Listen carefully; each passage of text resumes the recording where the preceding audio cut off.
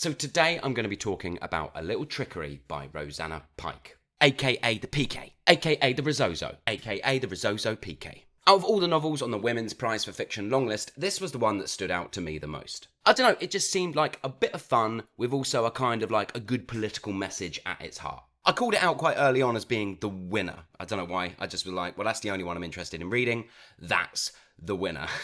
And I'll let you know at the end of this video if I still feel that way. It's a historical fiction novel set in the 16th century Tudor England. The themes of the novel are survival, friendship, kinship, belief and superstition. Following the death of her mother, a very young Tibb Ingleby is left to sort of survive the landscape on her own. It's not long before she befriends another outcast, Ivo. And together they traverse the English countryside, forming a very, very strong bond, and both seeking a place to call home. A lot of talk of roofs in this novel. They seek a roof over their head, and that's what they can call home. One thing leads to another, and I won't give too much away for spoilers, but Tibb and Ivo end up sort of going separate ways, and Tibb ends up falling in with this sort of theatre troupe. Now, it's very hard for me to talk about what is at the heart of this novel without sort of giving away one of its big reveals, so I'm just going to have to not to, but there's a sort of societal issue that is absolutely at the beating heart of this novel. It's what makes this novel unique,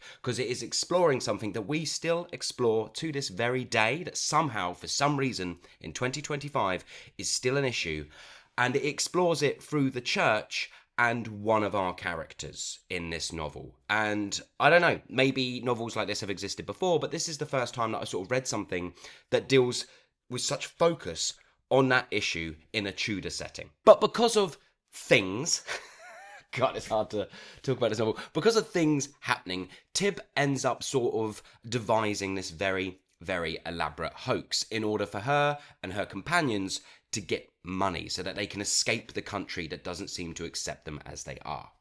So they do this hoax, but it just spirals way, way, way out of control. And that's it, everybody. I've probably said too much already. I can't talk about any more than that, but that's this sort of novel in a nutshell. What did I like and what didn't I like? What I liked, I absolutely adored Tibb's voice. The narration through her voice is very unique, fits really well with her as a character and taking us on this journey through her eyes. I thought, this is a debut novel, and I thought that like for a debut novel, it is such a distinct sort of voice that we're following, especially within a Tudor setting.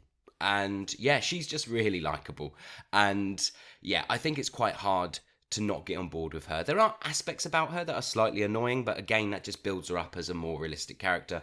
Yeah, I just really, really loved her, and I really enjoyed sort of following her on her journey. And overall, I thought it was really engaging. It does dip in a couple of points, but nothing that really ruin the flow of your reading. And yeah, just with the time it's set, with her unique voice and the sort of politic at the heart of it, I thought overall it's a pretty original novel. I mean, lots of things within it have been done before, but I thought all of those aspects put together created something that I was a bit like, oh, this is, yeah, I haven't really read anything like this before. Oh, well, you know, I have, but like, you know what I mean. It's got enough sort of things in it that we've read before put together that make it just feel a little bit unique. I thought the atmosphere in the novel was handled really, really well. I just felt like I was really brought into the sort of Tudor countryside and then immersed into the sort of larger towns that Tibb goes through. Her time with the sort of travelling theatre troupe and the sort of people they play for and the world that we're immersed into. Yeah, I thought that was all done really, really well. You know, that combined with Tibb's voice just really immersed me in this one. Another thing I really liked is this novel is not afraid to go there. There are some violent and graphic moments to happen throughout this novel, and I think it would have been weaker if it didn't go there. It's a hard and harsh time that these characters are living through, and this just puts us in it.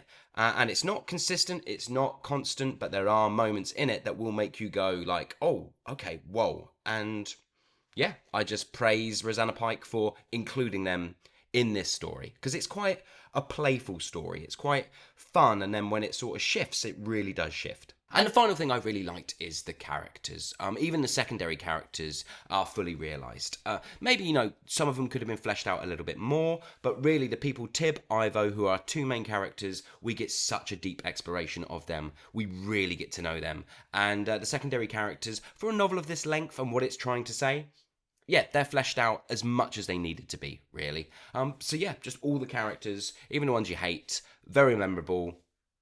Good job. What didn't I like? There are two things I didn't like about this novel, one small, one big, and I'll start with the small one, and that is pacing issues. It's nothing major, but there are parts within this novel where I just wanted it to shift gears and just push and progress a little bit quicker. Now on to my big issue, which is there is not enough adventure in this novel for what the plot sold me. The reason I was so drawn to this novel is I was like, oh, this feels like, a really playful, unique voice following this young girl as she meets friends and she performs these hoaxes and these cons and long cons on people across the Tudor landscape. And I was like, I am in. And I thought she was going to go on such an adventure. I thought she was going to travel all around the country and that she was going to get into all sort of different kinds of hijinks and different things were going to happen to her. But her quick wit and her humour and just her as a human being is always going to be able to sort of slip out of any sort of bad situation.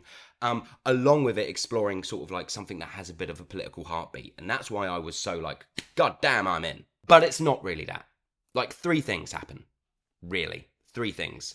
And I can't sort of say those, but three main events. And this novel just didn't have the scope that the blurb sort of led me to believe. Now, is that an issue with the book? Absolutely not. It's an issue with what I perceived the book to be. However, it still did leave me disappointed, and it still did leave me going, this novel would be better if it just went way, way further, and we went on more adventures with Tibb.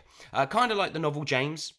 How many different sort of escapades he gets up to, the different scrapes, the different situations, and yeah, it always pulls back to that central narrative. That's why I love that book so much. It moves at rapid pace, but it's got something very important to say, but also is utterly entertaining, and I thought that's what this book was going to be. And for some it might be, but for me, it's not. I wanted so much more. So my final thoughts, I thought this was a really fun read with a really unique voice, and for a debut novel, well bloody played, Rosanna Pike, good job. But yeah, just issues with it not having enough scope for me personally is what brings it down. But it is exploring something really important, and I know novels like this do exist, but I haven't really read what it's exploring in a sort of Tudor setting before, so that was kind of unique and original to me. I'm landing on a 3.5 stars out of 5 for this one. I thought it was very good, but nothing more than that. Yeah. Do I still think, after reading it, that it's the potential winner of the Women's Prize for Fiction? No, I don't. But I do think it will make the shortlist.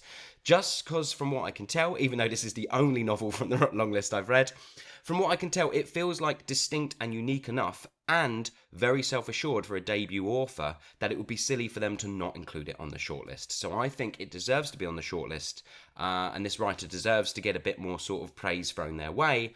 But I don't think overall it's got the kind of breadth and scope and depth to win it. But either way, glad I read it. So, have you read A Little Trickerie? And if so, what did you think about it? Did you love it? Did you hate it? Please let me know in the comments below. As always, I want to thank you so much for watching. I hope you're enjoying whatever you might be reading, and I'll see you all on the next one.